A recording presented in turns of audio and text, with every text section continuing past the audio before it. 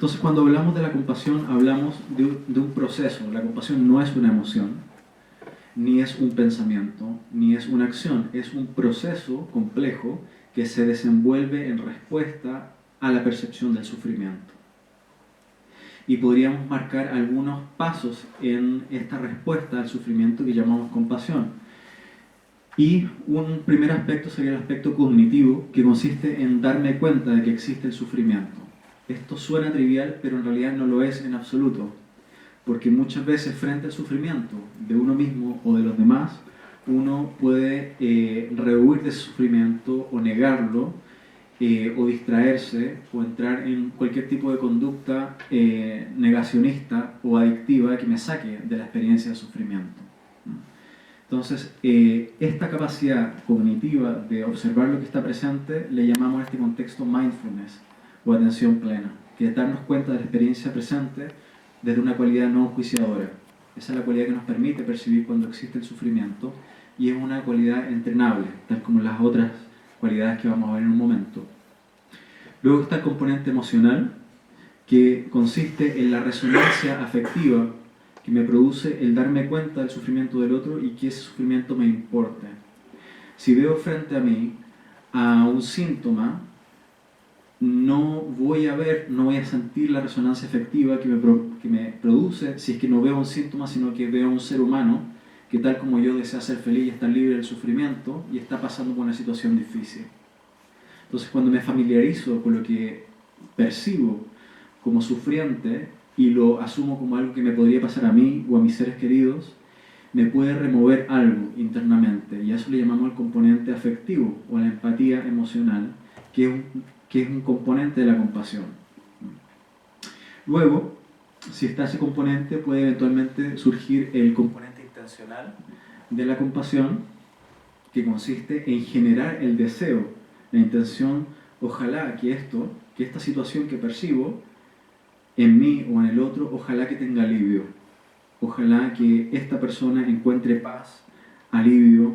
Si estoy acompañando a una persona en el proceso de morir, lo que deseo es que ojalá que tenga la mejor muerte posible, ¿no? Que los familiares puedan procesar el dolor y la situación de la mejor manera posible, con la mayor sabiduría posible. Ese ojalá, ese deseo, es el componente intencional de la compasión. Y eventualmente, este componente acaba conduciendo al componente motivacional de la compasión, que es la pregunta, ok, ¿qué puedo hacer yo al respecto? ¿Cómo voy a movilizar mi recurso, mi tiempo, mi energía, mis talentos, para efectivamente pasar de la intención a la acción? Y esa acción, como decía antes, puede ser inmediata y puede ser algo a largo plazo. A lo mejor tuve una experiencia vital de, por ejemplo, ver morir a alguien sufriendo, y eso puede generar en mí la motivación, ok, esto no puede ser. Yo quiero utilizar mi inteligencia, mi cuerpo, mi mente, mis recursos para ayudar a morir a la gente mejor. Y toda una carrera de una vida se puede montar sobre una motivación compasiva como esa. Entonces tenemos el aspecto de apertura, sensibilidad, que es lo cognitivo y lo afectivo, y luego está la predisposición a la acción, el componente más conductual de la compasión. Entonces, esto no es una verdad absoluta acerca de la compasión, sino que es un modelo que a lo mejor nos puede ser útil para poder pensar en qué puede ser y qué no puede ser la compasión. Y sobre lo que no es la compasión, me gustaría aclarar que la compasión no es lástima, ya que la lástima produce una distancia entre el que genera la compasión y entre quien la recibe. La lástima se produce un diferencial de poder. En la lástima yo me subo a un podio y veo a la otra persona hacia abajo y digo pobrecito, ¿no? Y en ese gesto de decirle pobrecito, le hago un flaco favor a la otra persona. En vez de realmente aliviar el sufrimiento a largo plazo, lo pongo en una situación donde se hace dependiente de alguien que venga a salvarlo. Y yo me sitúo como salvador. Si yo me sitúo como salvador, tengo que cargar con la mochila de eso, ¿no? Y desempodero a la otra persona. Entonces, no es una estrategia hábil la lástima, desde este marco al menos. Y en la compasión lo que hacemos es encontrarnos de frente, de tal manera que cuando trato a otro con empatía y compasión, en realidad lo que estoy dándome cuenta es que eso que te pasa a ti me puede pasar a mí mañana o a cualquier persona que quiero. Y cuando la persona siente eso, lo sabe. Sabe cuando uno lo está tratando con lástima y sabe cuando uno lo está tratando con verdadera empatía y compasión. ¿Cómo sabemos que lo saben? Porque hay investigaciones científicas al respecto. Colegas de Canadá, un equipo encabezado por Shane Sinclair, que investiga estas cosas, ha entrevistado a decenas de pacientes paliativos con una expectativa de vida menor a 6 meses y ha investigado acerca de la compasión, acerca de la lástima y de la empatía. Y los pacientes han sido completamente claros, inequívocos, en expresar que les encanta cuando sienten empatía y compasión genuina de su equipo de salud, pero que no quieren ni una gota de lástima. Digamos, por más que detestan los pacientes la distancia o la apatía, los pacientes parecen preferir la apatía que la lástima. Pero prefieren sobre todo un equipo emocionalmente responsivo, más allá de lo técnicamente correcto que se les considera como un ser humano con sensibilidad. Entonces la compasión no es lástima. Y esa es la distinción principal que quería hacer de qué no es la compasión.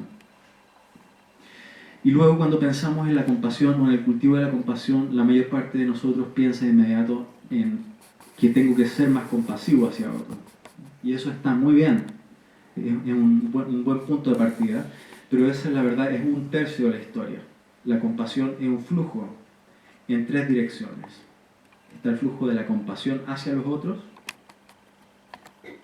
pero ese flujo se agota si no se nutre de autocompasión, es decir, cómo me relaciono con mi propio sufrimiento, de tal manera que puedo ser empático y amable cuando las cosas son difíciles en mi vida, en vez de hacer lo que hacemos la mayoría de nosotros, que es autocriticarnos, además del sufrimiento de cuando las cosas van difíciles. Entonces, el flujo de la autocompasión es central, y la mayoría de los sanitarios estamos entrenados en dar mucho y en darnos poco. Y el tercer flujo también está poco desarrollado en sanitarios, que es el aprender a recibir de los otros, aprender a recibir empatía y compasión de los otros. Entonces muchos de nosotros vivimos en una situación donde tenemos que dar toda nuestra agua sin beber, ¿no? Y nos vamos secando. Cuando nos vamos secando es más fácil caer en incendios, ¿no? Y por eso nos quemamos, ¿no? Entonces, cuando hacemos entrenamiento en el cultivo de la compasión de manera sistemática, como el que vamos a comenzar mañana, estamos entrenando esos 3 flujos sistemáticamente. No solamente aprender a dar, sino que aprender a recibir y aprender a dárselo a uno mismo. O como dice el Dalai Lama, si la compasión no te incluye a ti, no es verdadera compasión, porque no es algo sostenible a largo plazo. Y en realidad, si tú no te cuidas, eres un problema para todos nosotros. La persona que no se cuida es un riesgo para todos, ¿no? Qué mejor regalo del mundo que una persona que se sabe cuidar a sí misma y que puede compartir también de su energía con los demás. Entonces, si empiezan a fluir estas 3 direcciones de la compasión, podemos ir creando lo que vamos a llamar culturas compasivas, entornos de cuidado, ¿no? Entonces eso puede comenzar por una persona, siempre comienza por una persona en realidad, pero esa persona está inserta en sistemas, está inserta en una familia, en un centro educativo, en un hospital, etc. Y cuando las personas empiezan a funcionar en un círculo virtuoso de cuidado, esto es contagioso, ¿no? Porque somos monos, somos muy copiones, ¿no? Copiamos cosas buenas y copiamos cosas malas. Entonces, los círculos de cuidado pueden ampliarse y son contagiosos, ¿no? Y esto puede crear culturas más compasivas que yo creo que las estamos necesitando desesperadamente, en particular en el ámbito sanitario, pero no solamente ahí. ¿Por qué debiese importarnos el tema de la compasión?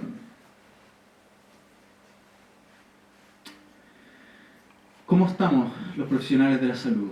Este es un estudio que se hizo en 2014 con estudiantes de medicina y con médicos con menos de 5 años de ejercer su profesión.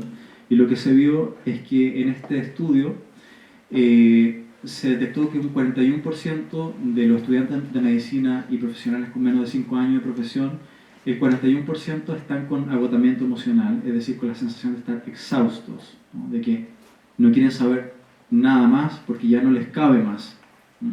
Emocionalmente. Casi el 60% estaban con síntomas depresivos, el 9% estaban con ideación suicida y la mitad de ellos estaban quemados. No tengo los números españoles, pero me da la impresión de que puede que no sean tan diferentes porque las condiciones no son tan diferentes. Y esto se relaciona con el tema del burnout. ¿Están familiarizados con el burnout, el síndrome del quemado? Bastante. Entonces voy a decir muy poquito acerca de esto. El burnout es una respuesta prolongada a estresores crónicos a nivel personal y relacional en el trabajo, determinado a partir de las dimensiones conocidas como agotamiento, cinismo e ineficacia profesional. Es decir, cuando una persona está quemada y las personas se queman porque están expuestas por un lado al estrés cotidiano, del sufrimiento físico y emocional de sus pacientes, pero también por las presiones ambientales de las instituciones y por distintas dinámicas perversas que se dan en las instituciones, las personas a nivel personal empiezan a sentir un gran agotamiento, es decir, que no pueden dar más de sí.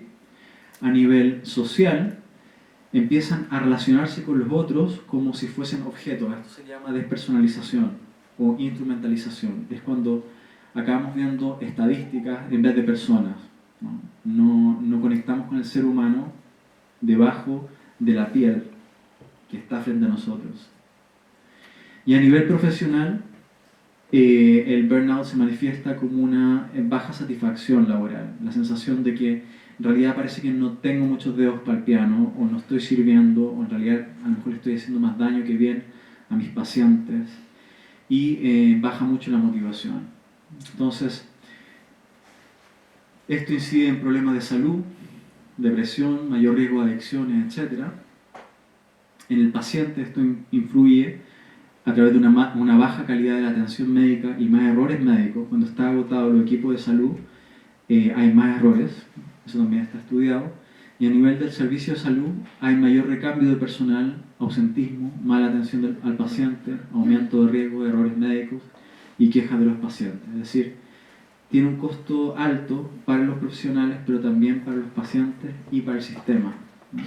Entonces, creo yo que estamos en un punto de inflexión en ese sentido, no solamente en el sistema de salud en España, sino que en otros países donde poco a poco se va a ver que es costo efectivo cuidar mucho más a nuestros profesionales y entregar herramientas de autocuidado, por ejemplo, o herramientas de gestión emocional o de comunicación efectiva, ¿no? Que por ahora se le ha dado importancia, pero en el papel o en el programa, pero no realmente no ha impactado todavía en la cultura, ¿no?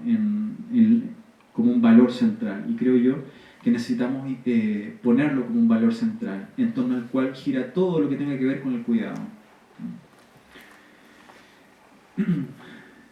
Y tenemos que trabajar en un hospital o en un centro de salud podría ser similar al estar en un campo de combate, ¿no? Estamos expuestos al estrés prolongado.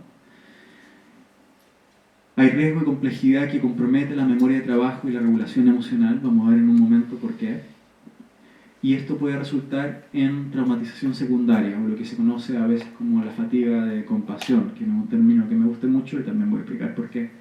Pero básicamente el profesional sanitario está en una línea de batalla, encontrándose a diario con el sufrimiento, y probablemente ninguno, creo yo, ha recibido una hora de educación formal acerca de cómo relacionarse con el sufrimiento de manera constructiva.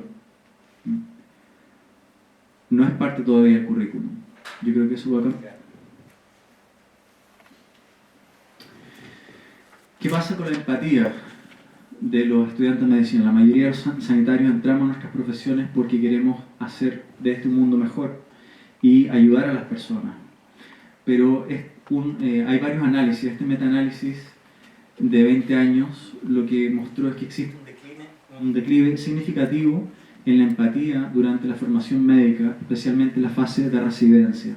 Es decir, entramos con ideales, con una visión, con un sentido de misión del por qué estamos haciendo lo que hacemos, y ya en los primeros años de formación y ya cuando entramos a la residencia, poco a poco, porque estamos quemados por un sistema bastante difícil, ¿no? No solamente lo académico, sino que en la cantidad de horas que hay que echar, el tipo de dinámicas usualmente jerárquicas y a veces frontalmente maltratadoras, ¿no? Y el modelaje de profesionales mayores que transmiten un sentido de apatía como estrategia de gestión emocional. Entonces son factores potentes que si no son tratados, lo que vamos a tener es cuidadores que no tienen vocación de cuidar, porque han aprendido que hay que dejar de importar, uno tiene que dejar de importarle las personas para poder sobrevivir en la profesión. Y tenemos la paradoja de que todo esto sucede en el contexto de que ya sabemos que la compasión es central. No lo sabemos por mandato divino, sino porque hay investigación suficiente como para afirmarlo. ¿Qué sabemos, por ejemplo? Sabemos que los pacientes y familiares identifican componentes de la compasión, como la atención centrada en la persona, sensibilidad y receptividad a las necesidades del paciente y su familia, como indicadores de atención de calidad. Son indicadores de atención de calidad, por eso en distintos países, y probablemente en España también, ya se sabe, está puesto en el papel de que hay que hacer una atención centrada en el paciente. Los proveedores de salud e instituciones caracterizadas como compasivas reciben menos quejas de pacientes y demandas por malas prácticas.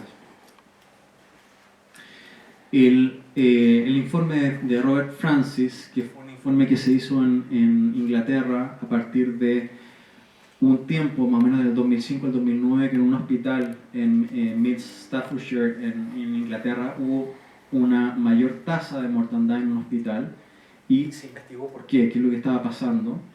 Y lo que se vio es que estaban habiendo conductas de negligencia y de maltrato y de abuso de parte de los profesionales de salud a los pacientes. Es decir, nosotros somos perfectamente capaces de eso si estamos quemados, si tenemos pocos recursos y si tenemos una institución que no promueve y facilita que podamos desarrollar nuestra compasión, pasa lo contrario.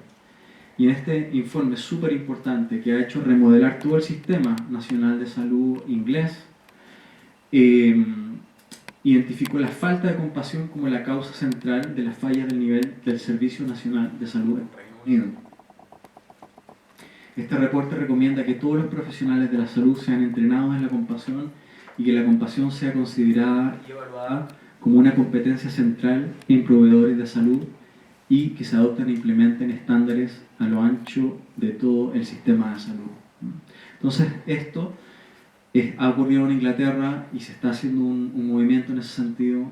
También en Estados Unidos el tema de la compasión se está poniendo en el centro, o sea, en los documentos del National Health System de Inglaterra, la compasión empieza a aparecer en sus documentos y empiezan a haber programas formativos como de liderazgo compasivo, por ejemplo. Hay todo un movimiento interesante al respecto.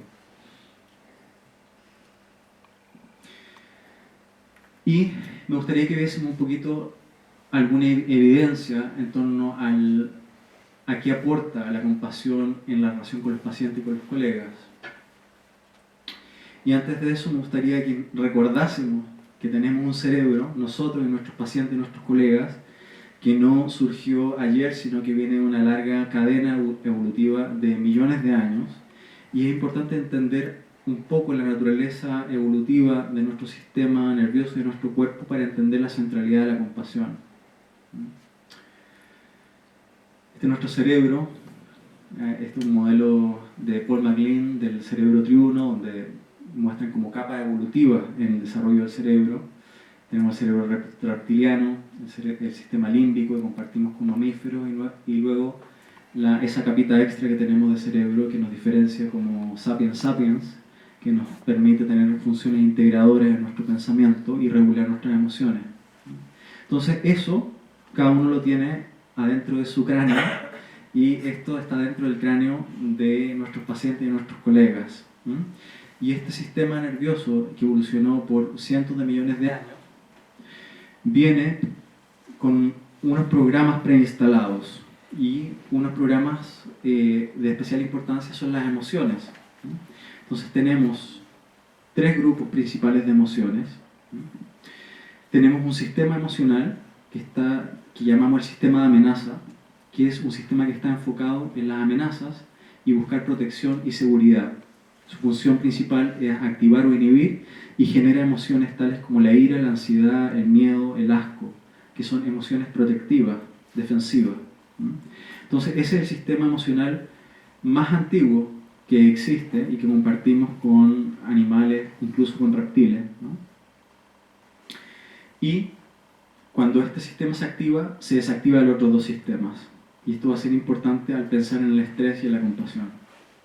Luego tenemos un segundo sistema de regulación emocional que le llamamos el sistema de impulsos o el sistema de logro, que es una parte tuya. Si este sistema acá es una parte tuya que está siempre escaneando el ambiente, buscando los peligros físicos y psicológicos, el sistema de activación o el sistema de impulso es una parte tuya que está siempre buscando qué es lo que puedo ganar, qué es lo que puedo conseguir, qué es lo que puedo lograr. Una parte tuya que está viendo qué cosas agradables puedo comer, qué puedo ganar, qué ascenso puedo tener en el trabajo, qué artículo puedo publicar, es lo que te mueve como a conseguir cosas. Entonces, este es un sistema que tiene que ver con los circuitos dopaminérgicos de recompensa en el cerebro. Esto tiene más que ver con la adrenalina, el cortisol y toda la fisiología del estrés. Y tenemos un tercer sistema de regulación emocional, que con los pacientes le llamamos el sistema verde, el sistema de calma y afiliación, que es un sistema específicamente mamífero, que surge a partir de la necesidad de cuidar a nuestras crías. Lo compartimos con otros mamíferos, está muy desarrollado en primates y hiperdesarrollado en los seres humanos. Entonces este sistema de emociones se activa cuando nos sentimos cómodos, vistos y contentos en la presencia de alguien o solitos en nuestra propia piel. Cuando estás con alguien que amas, con quien no te sientes amenazado, ni sientes que tienes que conseguir algo para tener el cariño de esa persona, se activa tu sistema verde. Y el sistema verde regula tus emociones y te produce una sensación de contento, de seguridad, de paz. Y desde ese espacio te dan ganas de ser generoso y amable y ofrecer eso a otras personas. ¿Sí? Entonces, los seres humanos estamos constantemente saltando del rojo al verde, del verde al azul, del azul al rojo. Uno puede leer su día pensando, en tal situación estuve un poco en azul, tuve una comida con Enrique y entramos en un tema ahí un poco competitivo, él decía que hacía más meditación que yo, le dije, no, yo soy más meditador que tú. No, eso es una broma. Pero uno puede detectar ciertas conversaciones que activan tu sistema de competencia, de lograr, de ganar. Otro momento donde, por ejemplo, Enrique estuvo en Supiragua en la mañana, por ejemplo, y estuvo ahí dándole al remo un rato y disfrutando la agüita, y seguramente no sentía que tenía que llegar rápido a ninguna parte ni huir de ningún tiburón que lo estaba persiguiendo, sino que estaba contento en el agüita, en Supiragua, y probablemente su sistema de calma estaba plenamente activo. ¿Por qué estoy contando toda esta historia? Porque cada persona con la cual te encuentras en tu trabajo tiene este sistema nervioso. Y cuando estamos en verde, cuando estamos en rojo y cuando estamos en azul, somos distintas personas. Cuando se activa el sistema rojo es cuando nos sentimos amenazados. Nos podemos sentir amenazados frente al distrés del paciente, el paciente que está en rojo. Si yo me estreso con eso, estoy yo en rojo. Me puedo estresar también porque mi jefe me está metiendo una presión tremenda por ver 10 pacientes en una hora. Y tenemos que pensar los factores estructurales del cultivo de mindfulness y la compasión, no solamente individuales, sino que de los sistemas. Entonces, lo que hacemos cuando cultivamos la compasión es ver de qué manera podemos nutrir poco a poco nuestra capacidad de activar nuestro sistema de calma y afiliación en nosotros mismos, poder cuidarnos, en vez de, por ejemplo, autocriticarnos, que la autocrítica activa el sistema de amenaza también. Pero también, cuando lo ofrecemos a los demás, es ver esta posibilidad que tenemos de regular la emoción en el otro. En realidad, todos los seres humanos sabemos hacer esto hasta cierto nivel, porque es instintivo hasta cierto punto. El bebé que no sabe regular sus emociones confía en que la madre o el cuidador tiene un sistema de calma y afiliación bastante establecido como como para poder mantenerse cálido, abierto y contenedor, pese al distrés que puede generar el bebé llorando. Entonces, a veces cuando hacemos prácticas de meditación, y las prácticas de meditación en general activan el sistema de calma y de filiación, es como si nosotros sostuviésemos nuestra propia mente como una madre con suma paciencia y cariño sosteniendo nuestras propias emociones y experiencias. Entonces, esto es predeterminado, pero su activación no está establecida, sino que es entrenable. Por ejemplo, si practicas mucho estar enojado, probablemente te es muy fácil enojarte. Quiere decir que vas a tener un sistema de amenaza hiperactivo. Si eres muy bueno para ponerte ansioso, si entrenas todos los días tu ansiedad, vas a tener un sistema rojo bastante expandido. Cuando hablamos de meditación, hablamos de entrenar ciertas actitudes de manera que se hagan más disponibles en nuestra mente. Entonces, uno puede meditar en mindfulness, en la atención plena, y uno puede meditar también en la compasión, pero uno también puede meditar en la ansiedad o en los celos. Una persona que piensa 5 o 6 horas al día, ¿qué estará haciendo mi pareja? Es un gran meditador en los celos. Está entrenando su sistema nervioso para que sea muy fácil generar celos en cualquier momento. Entonces podemos pensar en nuestros contextos de trabajo y en la manera en que nos relacionamos con nuestros colegas y con nuestros pacientes en términos de estos 3 sistemas de regulación emocional. En la manera en que hablo, en la manera en que miro, en la manera en que toco, en la manera en que me acerco, la intención que traigo, ¿qué sistema estará activando en mis colegas? ¿Qué sistema estará activando en mis pacientes? ¿Qué circuitería cerebral estoy estimulando de tal manera que se hace más probable que se active después? Entonces, esto es tan importante. ¿Por qué? Porque los seres humanos estamos diseñados de tal manera de que nos recuperamos física y psicológicamente cuando podemos estar en verde. Y damos lo mejor de nosotros cuando tenemos una base en verde, aunque podamos movernos al azul y al rojo cuando es adaptativo, ¿no? Si hay un bombero, por ejemplo, entra a una casa en llamas a rescatar a un bebé, es una acción tremendamente compasiva. Naturalmente va a estar activado su sistema azul y su sistema rojo, pero la motivación es compasiva. Entonces es muy importante, aunque podamos movernos por los distintos sistemas de regulación emocional, poder acceder a una base de calma, de seguridad, de confianza hacia nosotros mismos y hacia los demás. Y los grupos de trabajo que entrenan la compasión pueden generar microculturas que favorezcan un tipo de intercambio, de interacción, de diálogo que estimule un sentido de seguridad en el equipo. Y todos tenemos esa experiencia, ya sea porque la tenemos o porque no la tenemos, lo importante que es sentirnos así con un equipo de trabajo.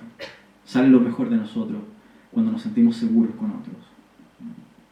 Entonces lo que busca el paciente y su familia es que se entienda que para ellos es muy importante los detalles que le hacen sentir seguros y respetados como seres humanos. La amabilidad es central para los pacientes, tanto si existe como si no existe la amabilidad.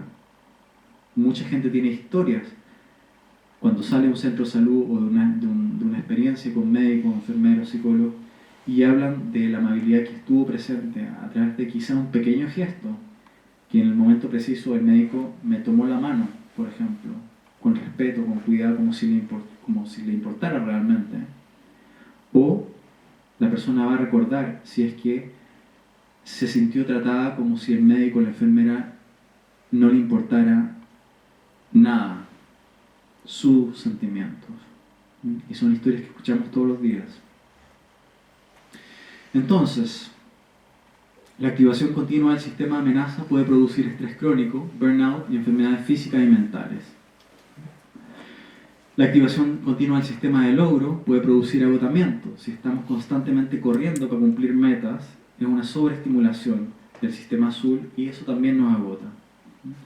Los pacientes, colegas y nosotros mismos necesitamos más activación del sistema de calma y reducir la activación del sistema de amenaza a fin de promover la salud y un desempeño óptimo. Es decir, es como una receta básica que sirve a todos los niveles, a nivel organizacional, a nivel de trabajo de equipo y a nivel de trabajo con los pacientes directamente. Acá tenemos la conocida curva de estrés y desempeño, que dice que un cierto nivel de estrés es adaptativo para funcionar de manera óptima, ¿no? A eso se le llama eustrés.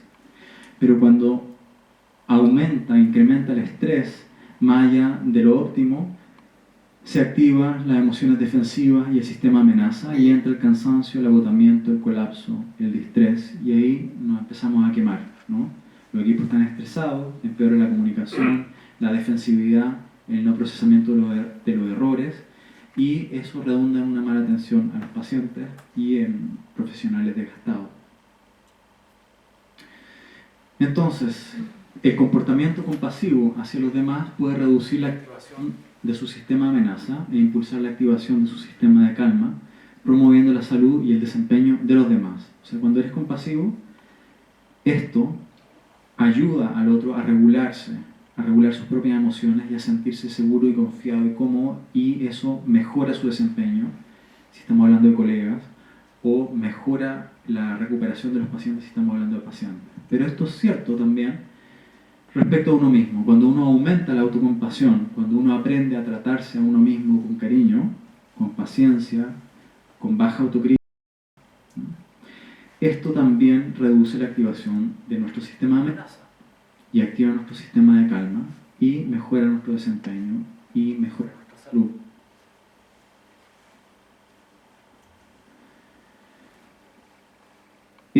Cuando nos sentimos seguros y conectados, se activa nuestro sistema nervioso parasimpático y el nervio vago, y toda una fisiología con la cual hemos evolucionado los seres humanos para poder generar un sentido de calma y de presencia y de regulación de nuestras emociones. Cuando yo tengo gestos faciales, cuando te sonrío, tú me sonríes, cuando sincronizamos nuestra respiración desde una ansiosa a una donde exhalamos más lentamente y podemos regular nuestro estado corporal, ¿no? Se hace más disponible la posibilidad de conectar con el otro en vez de activar nuestro sistema de lucha o huida. Eso lo sabemos también porque hay estudios al respecto de que muchos médicos, muchas enfermeras, muchas veces rehuyen del sufrimiento del paciente porque están quemados. Entonces no quieren exponerse de nuevo a eso. Se despierta la respuesta de lucha o huida, y tener un paciente sufriendo o una familia a quien tener que darle una mala noticia se vuelve en el imaginario del cuerpo de esa persona como un león, como algo que te va a atacar. Entonces, cuando hacemos prácticas, ejercicios de entrenamiento en mindfulness y compasión, aprendemos a activar nuestro sistema parasimpático y enviarle el mensaje a nuestro cuerpo de que estamos en un espacio seguro y que podemos respirar y que podemos descansar y que podemos recuperarnos. Y cuando esto sucede, cuando se activa el nervio vago y el parasimpático, nos sentimos seguros, aumenta el contacto visual. Cuando nos sentimos amenazados, cortamos el contacto visual. Aumenta nuestra capacidad de escucha de la frecuencia de la voz humana. Eso es tremendo también. Cuando estamos calmos, cuando estamos en el sistema de calma y de afiliación, no solamente nuestra voz se modula, de manera más sutil, pudiendo expresar un rango más amplio de tonalidades emocionales, sino que también somos más sensibles a los mensajes que trae la modulación de la voz del otro. Los seres humanos tenemos dos grandes vías de entrada del mensaje de la compasión. Una es la piel y otra es el oído. La piel es tremendamente importante, tremendamente importante. Y por suerte acá en España todavía no pasa lo que ya ha pasado en Estados Unidos, donde está tremendamente prohibido tocar a los pacientes. Acá todavía no del todo, ¿no? En Estados Unidos te pueden meter en muchos líos si tocas a tu paciente. Pero también somos animales muy sensibles a los tonos de voz. Por eso cuando te llama alguien, a quien conoces bien, te puede decir hola, y tú le preguntas, ¿qué te pasa?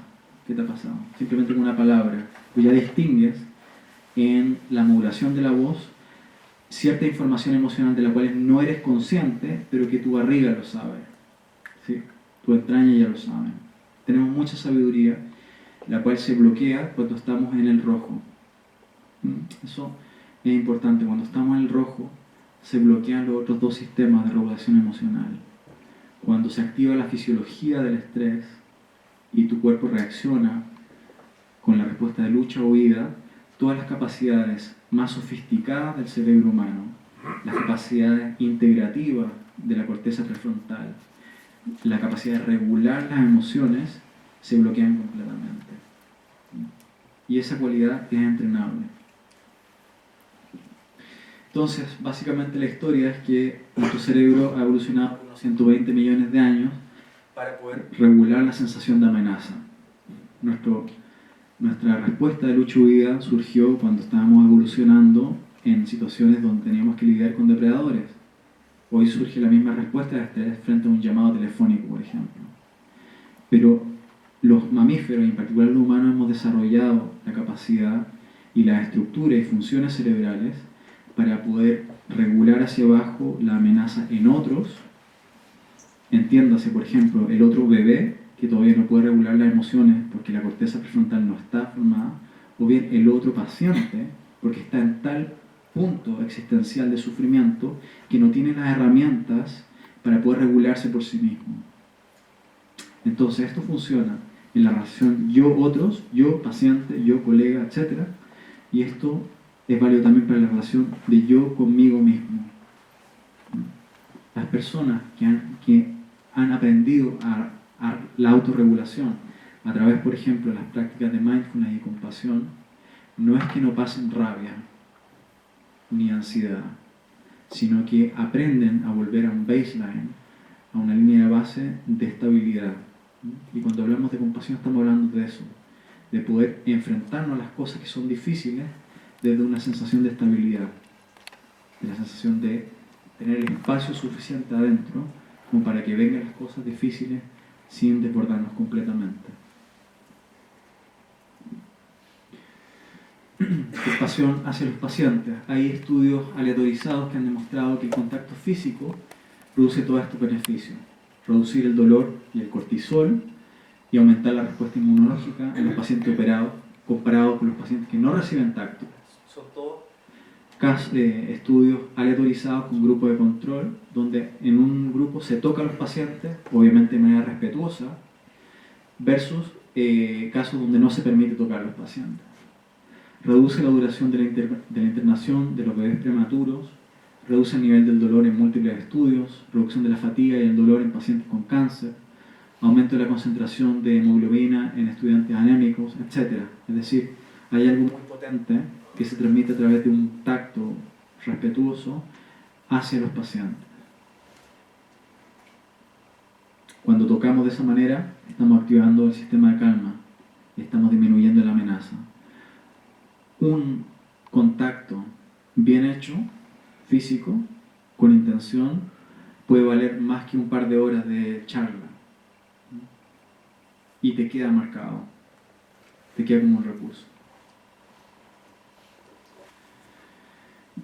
Acá otro estudio del 2010 con pacientes con cáncer de pulmón metastásico recién diagnosticado fueron asignados al azar a atención paliativa temprana compasiva versus el tratamiento oncológico estándar. ¿Qué es lo que se vio? Los pacientes que recibieron atención compasiva fue asociada con un menor número de pacientes con depresión, mayor calidad de vida, reducción del costo total de la atención, aumento de la supervivencia media. Aquí están los números. Tratamiento oncológico estándar, 34% depresión, 16% depresión con compasión. Final agresivo del paciente terminal, 54 versus 33%. Supervivencia media, 11,6 versus 8,9. Y, muy importante, para los administrativos, no sé si habrá algún administrativo acá. ¿Sí? Bueno, si lo hay, que lo escuche bien. Reducción del costo total de la atención. Más evidencia. ensayo aleatorizado de atención compasiva de pacientes sin hogar en una zona pobre de Toronto. Esto fue el 95. ¿Qué es lo que se vio? ¿Qué es lo que estaba sucediendo con ese servicio de urgencia urbano en Toronto? En una encuesta de personas sin hogar que visitaron el hospital, un tercio consideró que habían sido tratados con descortesía por el personal. Casi la mitad pensaba que su problema no había sido tomado en serio y el 43% buscó atención médica en una fecha posterior por algún problema. Se hizo una intervención en la cual participaron 133 adultos sin hogar que asistieron al servicio de urgencia y que se hizo, la mitad fue asignada aleatoriamente a recibir el contacto compasivo de voluntarios capacitados más la atención habitual. Se entrenaban estos voluntarios y lo que se hizo, estos voluntarios acompañaban un rato, hacían alguna cosa juntos, ver tele, escuchar música, conversar de humano a humano. ¿Y qué es lo que vieron? Los pacientes que recibieron atención compasiva redujeron el 30% en futuras visitas al hospital, o sea, a un tercio, equivalente a 2,5 menos visitas anuales por paciente. O sea, tiene sentido, ¿no?, incluir un trato compasivo, porque efectivamente la gente anda mejor. Este es un estudio antiguo, pero me parece notable, de Harvard del 64, que comparó visitas de apoyo del anestesista previas a una intervención quirúrgica versus no visitas del anestesista. Ese era el único factor de diferencia entre los dos grupos. Y se encontró que la visita de apoyo antes de la intervención quirúrgica redujo a la mitad las dosis de opiáceos postquirúrgica. Y los pacientes visitados por el anestesista necesitaron 2,7 días menos de internación comparados con el grupo de control. Considera el costo que tiene eso para el sistema, ¿no? Algo tan simple como una visita antes de la intervención.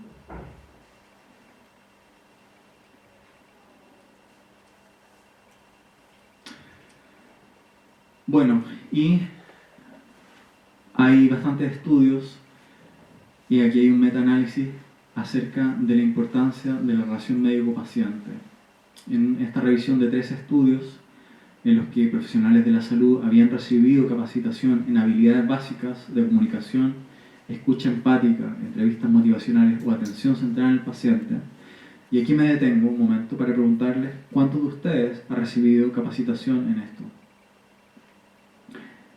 En escucha empática, habilidades básicas de comunicación, entrevistas motivacionales. Que levanten la mano cuántos de ustedes. 4, 5. Y me imagino que este es un grupo, entre comillas, selecto, ¿no? Gente que viene a una charla que le interesan estos temas. Es decir, probablemente menos del 1% de los profesionales sanitarios recibirá algún tipo de formación en este tipo de habilidades, ¿no? Que, como acabamos de ver, no solamente es indispensable para que los pacientes se sientan mejor, sino también son más costo efectivas. Bueno, lo que se vio en estos estudios, en resumen, es que hay un efecto significativo, estadísticamente significativo, de los beneficios para la salud de los pacientes de acuerdo a medidas objetivas, como medidas de presión arterial, por ejemplo, y subjetivas, como escalas visual analógicas de dolor, ¿no? Entonces, la calidad de la relación con los pacientes afecta su salud y su capacidad de recuperación. Aquí hay algunas ideas que hay gente ya que está investigando y que está escribiendo acerca de, bueno, cómo se hace esto con los pacientes. Y, por ejemplo, está la idea de escuchar atentamente, algo que practicamos a menudo en los programas de mindfulness y de compasión. Aprender a hacer contacto visual, tocar, ofrecer tranquilidad verbalmente, estar física y conscientemente presente. Eso parece trivial, pero no lo es tanto. De hecho, los seres humanos nos pasamos la mitad del tiempo, que no estamos durmiendo, con la mente en otra parte, ¿vale? Eso es simplemente una mente no entrenada, es una mente que está ausente. Está la cualidad de centrarse en el paciente, estar emocionalmente abierto y disponible y tener en cuenta las diferencias culturales. O sea, todo esto es súper importante y qué difícil es ofrecerlo cuando estamos estresados, cuando estamos presionados, cuando estamos apurados. Por eso todo lo que estoy diciendo no va solamente a nivel individual, que efectivamente podemos hacer varias cosas a nivel individual y podemos entrenarnos a nivel individual, pero también son cosas que hay que pensar a un nivel más amplio de cultura del sistema de salud y de cómo se estructura el trabajo en los espacios de salud.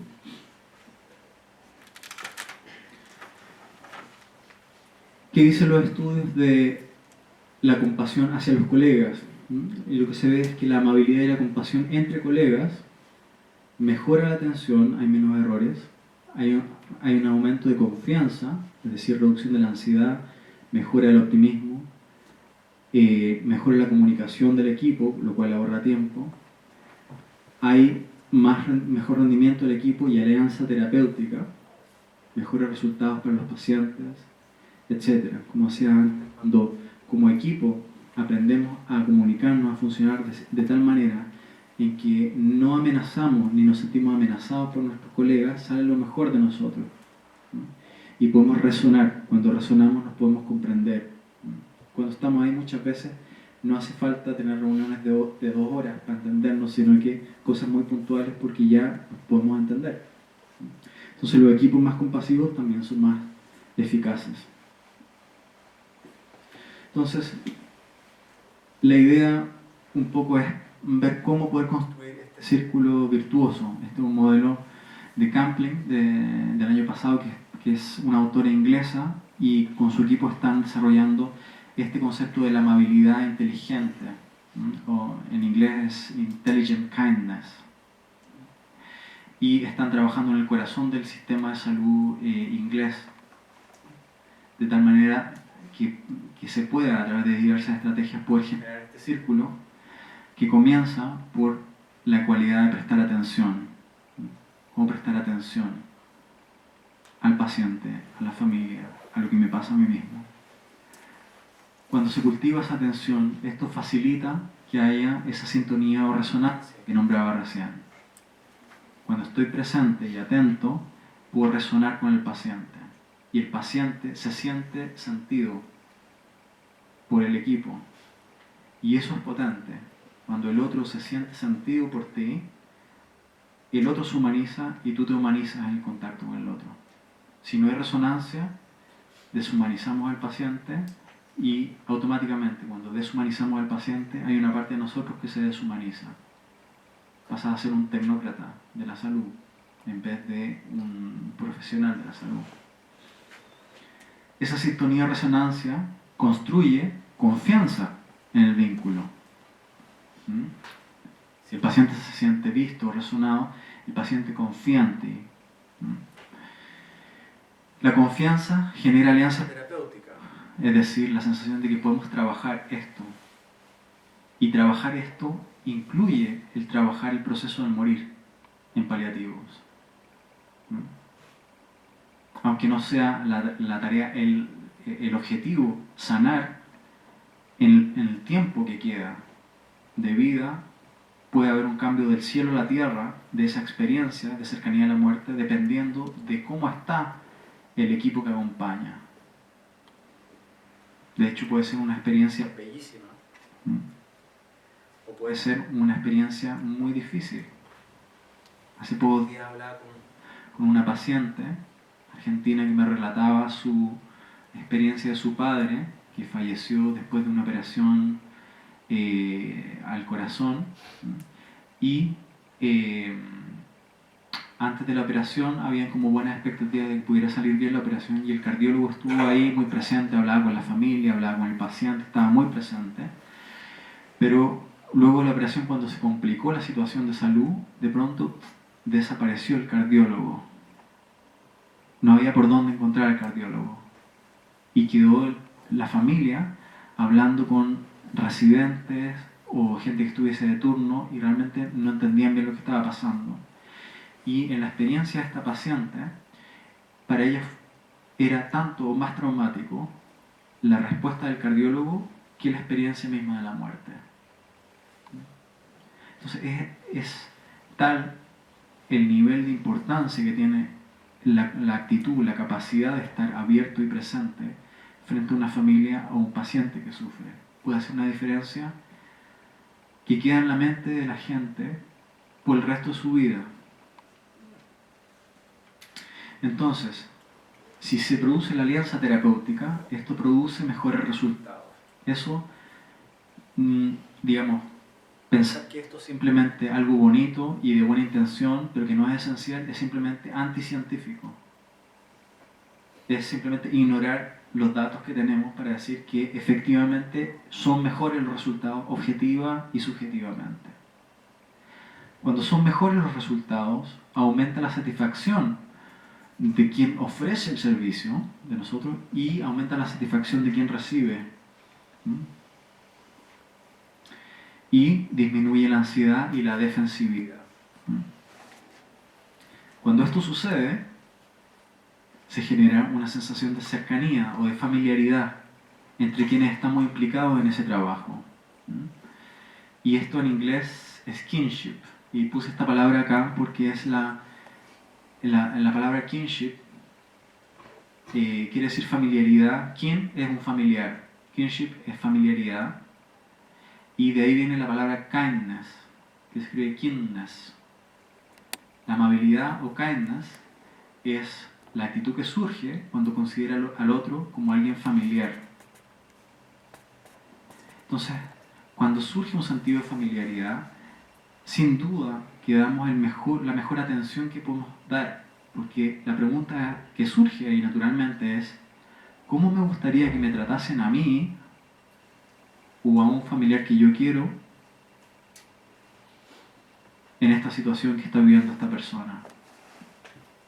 Es un ejercicio de imaginación moral, de que me veo como parte de la misma familia con la persona que tengo al frente, por lo tanto me importa. Que en realidad es sabio, incluso desde un punto de vista egoísta, porque yo puedo estar ahí tranquilamente mañana, o en 2 años más. Un familiar va a estar ahí. ¿Y cómo voy a querer que los médicos, la enfermera, el psicólogo trate a mi familiar o a mí cuando esté ahí?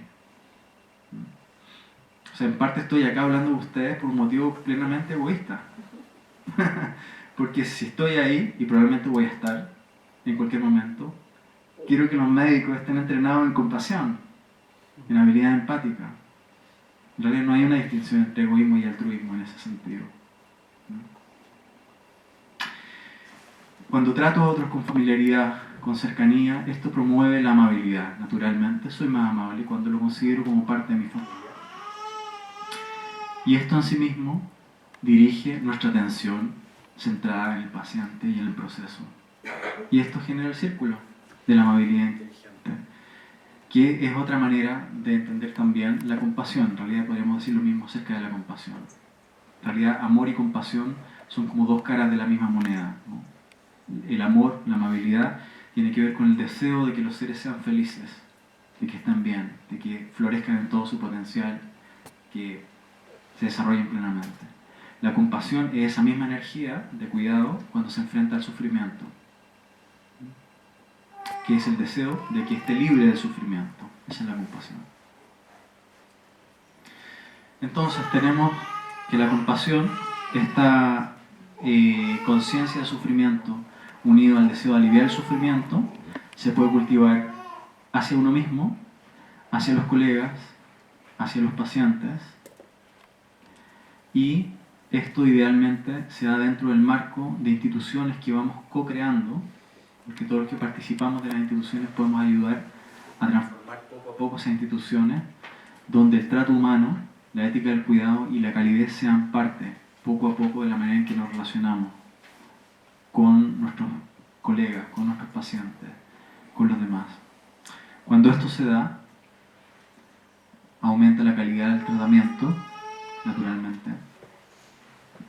Hay mayor satisfacción personal y relacional en los sanitarios y bajan las tasas de burnout.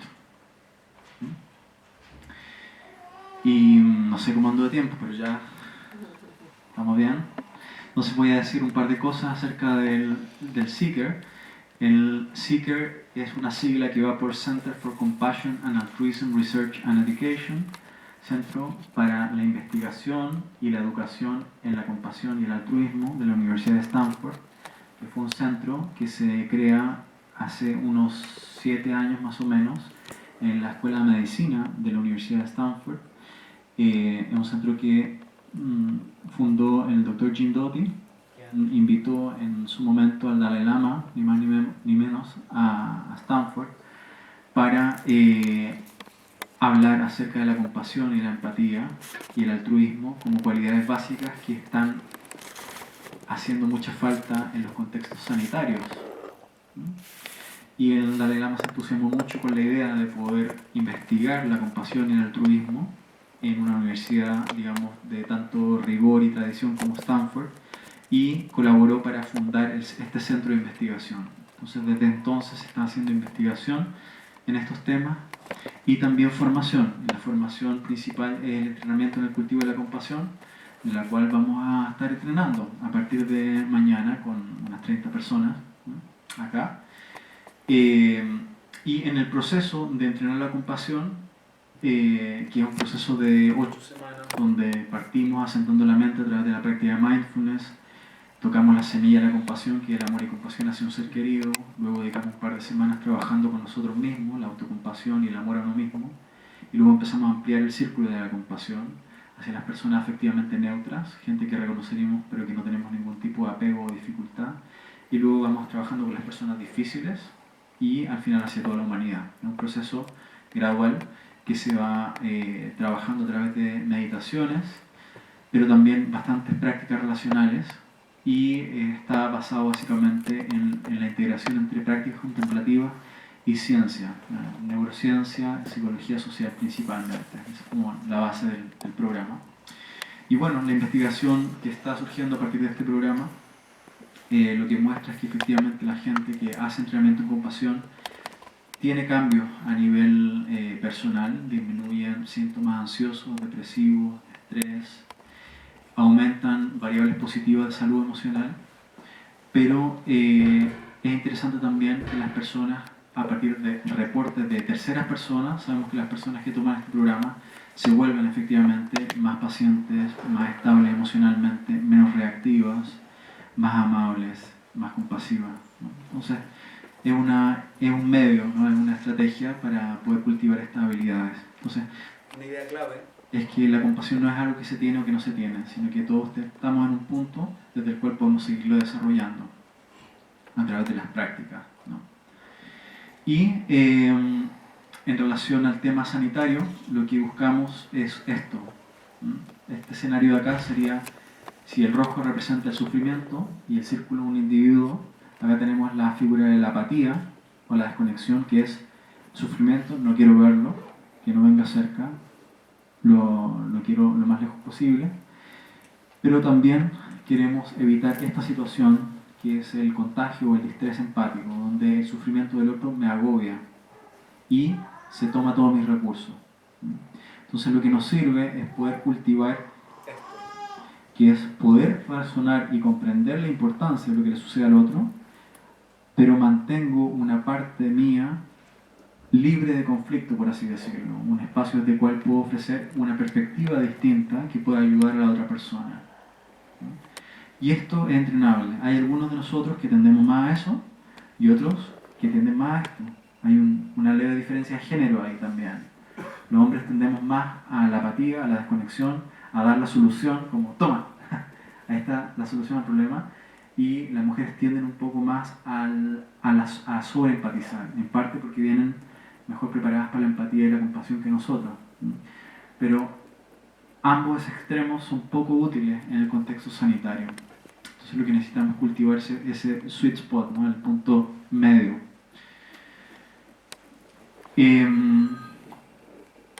Y por último, lo que quiero es diferenciar un poco la empatía y la compasión. Se ha hablado y se ha escrito en los últimos años acerca de la fatiga de la compasión. Como dije hace un rato, no es un término que considero muy acertado, porque en realidad lo que fatiga es la sobreempatía y el contagio emocional y el estrés empático, porque la compasión es esencialmente un estado, digamos, positivo y propositivo de la mente. En la empatía yo resueno, me doy cuenta del sufrimiento y estoy resonando con el sufrimiento. Y efectivamente eso nos pasa cuando estamos trabajando en profesiones sanitarias es que a lo mejor nos pasamos todo el día ahí razonando, comprendiendo, razonando y sufriendo con el otro.